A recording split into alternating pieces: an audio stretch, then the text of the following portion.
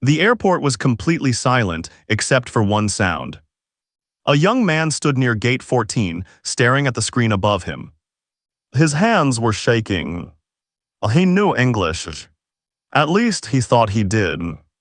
But when the airport worker asked him one simple question, he froze.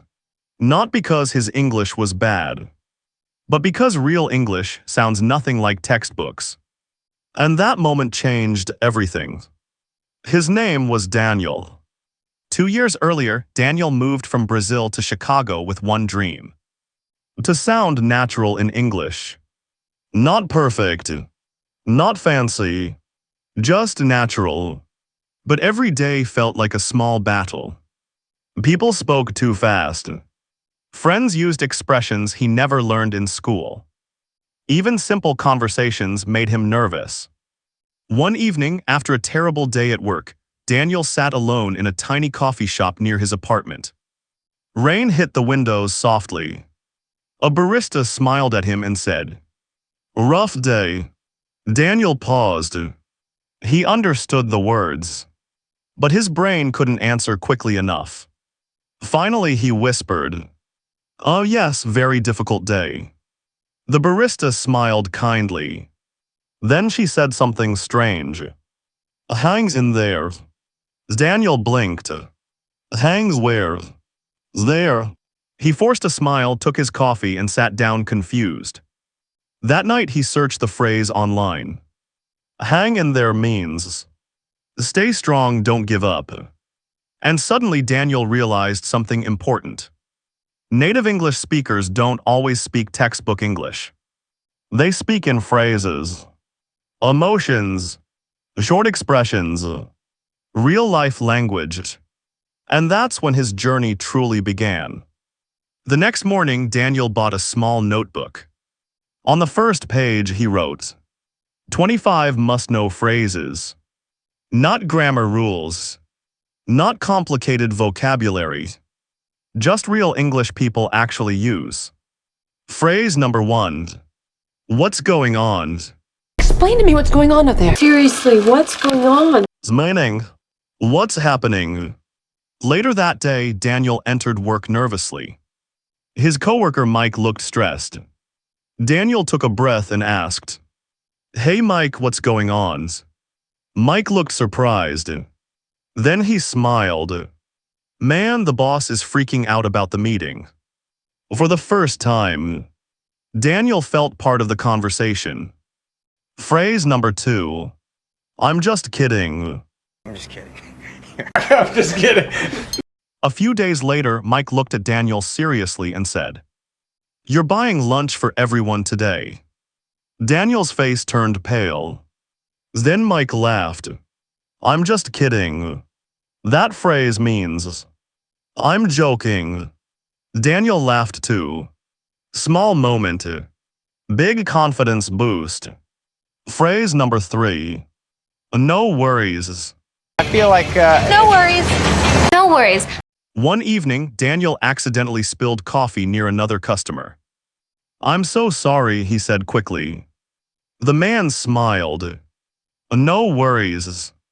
Simple, friendly, natural. It means, it's okay. And Daniel noticed something interesting. Native speakers used these phrases everywhere. In stores, on buses, at work, at restaurants. Real English was alive. And Daniel was finally hearing it.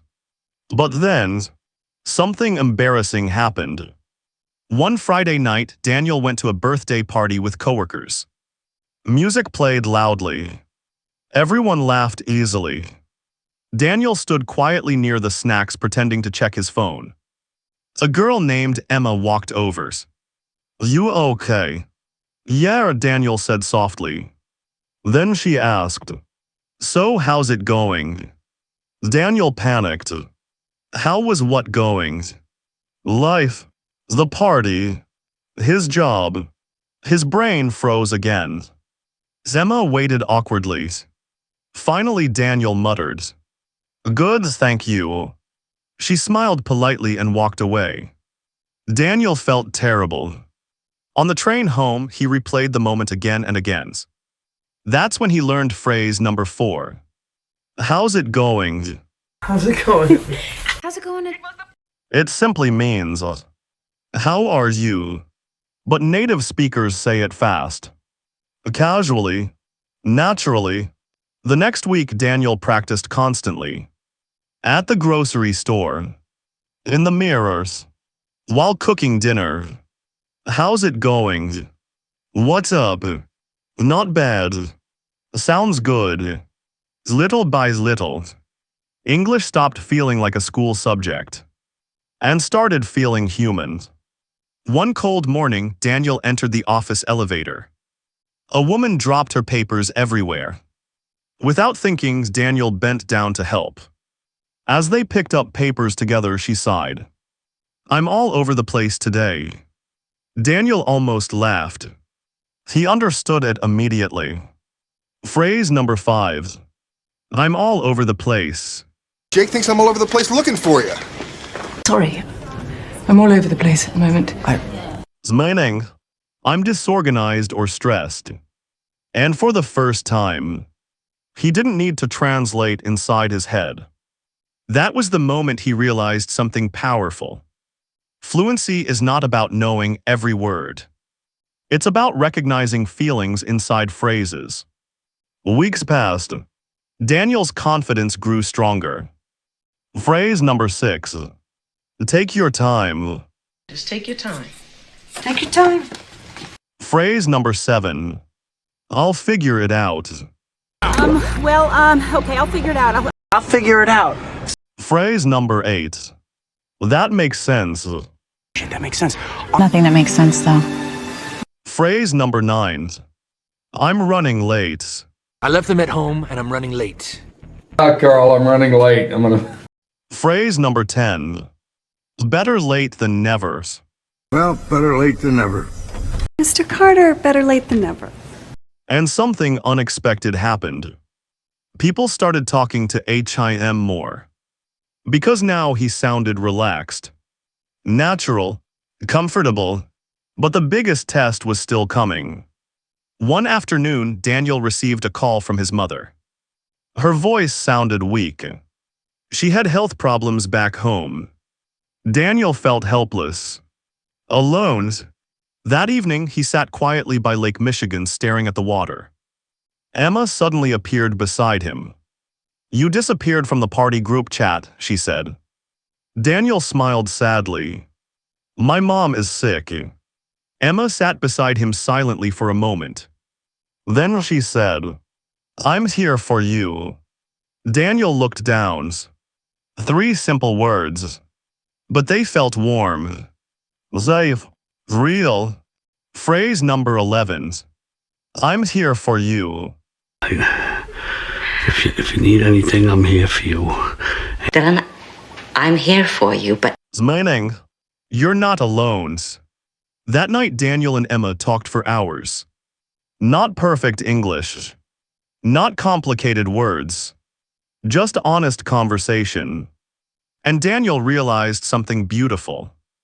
Connection matters more than perfection. The next few months changed Daniel completely.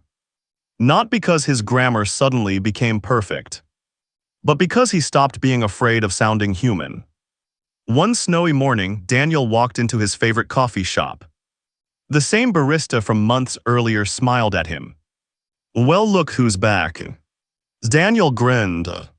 Yeah, life has been kind of crazy lately. The barista laughed. I hear you.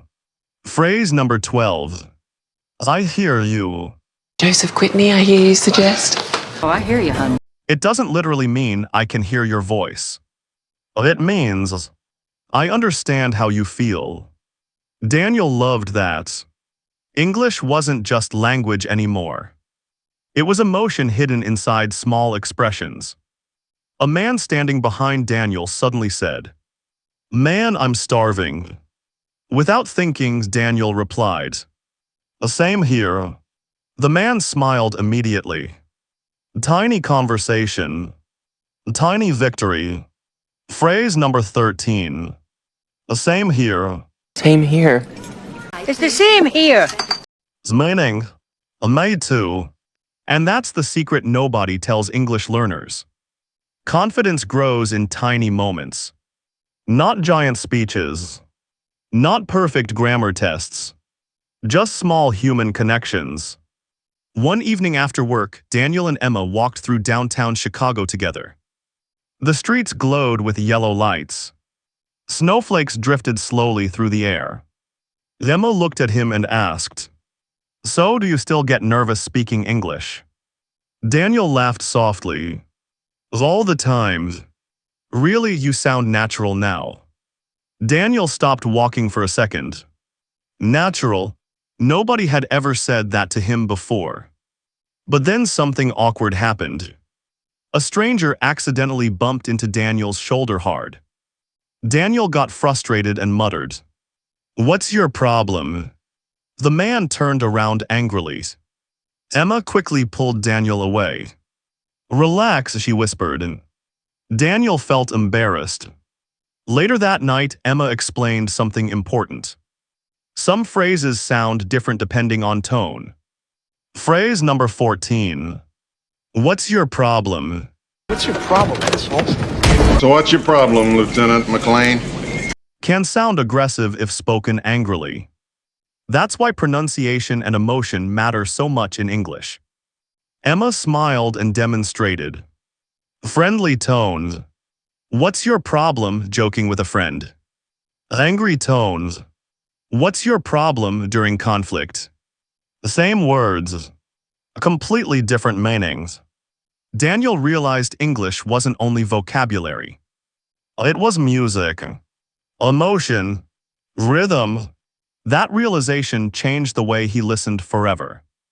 A few days later at work, Daniel faced another difficult moment. His boss suddenly asked him to lead a small presentation. Old Daniel would have panicked immediately. But now, he took a deep breath and said, "I'll do my best." Phrase number 15. I'll do my best. I'll do my best. I'll do my best.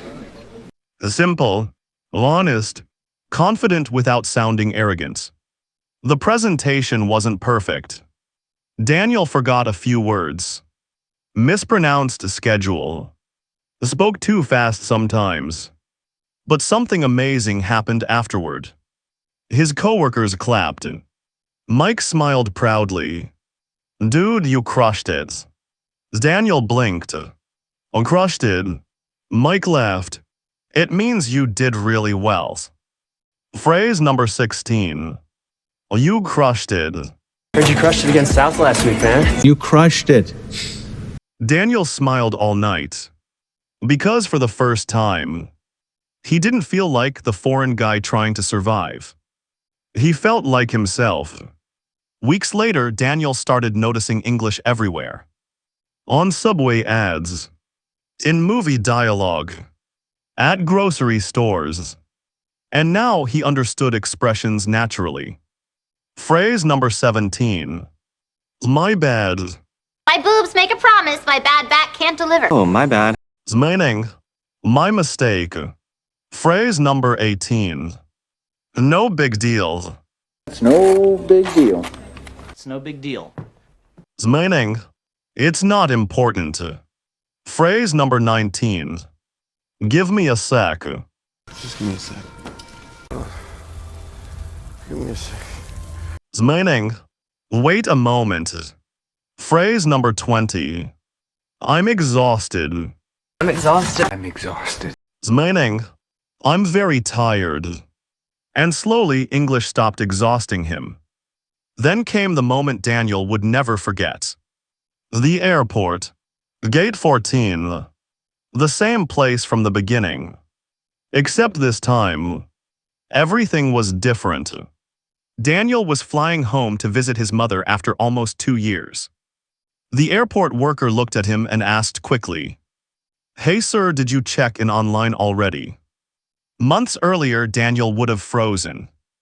But now, he smiled calmly. "Yep, I already checked in." "Perfect, you're good to go." "You're good to go." Phrase number 21. Meaning, everything is ready. Everything is ready. Everything is ready, sir. Daniel walked toward security feeling something strange inside him. Peace. Not because his English became perfect, but because fear no longer controlled him. On the plane, an elderly American woman sat beside him. She looked nervous during takeoff. Daniel smiled kindly. First time flying. She laughed softly. Is it that obvious? Daniel grinned. A little. They talked for hours during the flight. Movies, family, life.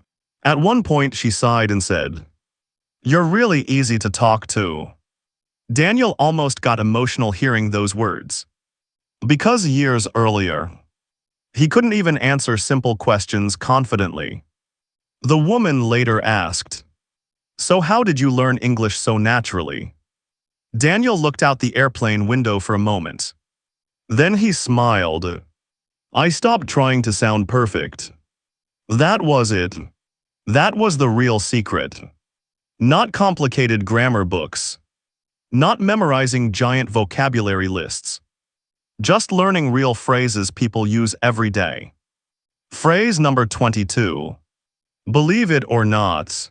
And believe it or not, Frances handled the job as delicately as a happy ending geisha girl. Believe it or not, I was actually on my way over to apologize to you. Phrase number 23. To be honest. I just wanted you to be honest with me. To be honest, though, I wasn't that worried. Phrase number 24. At the end of the day. So this offer expires at the end of the day. But, at the end of the day, it's an art film. Phrase number 25. You've got this. Listen, you've got this all wrong. You've got this opportunity, so do it.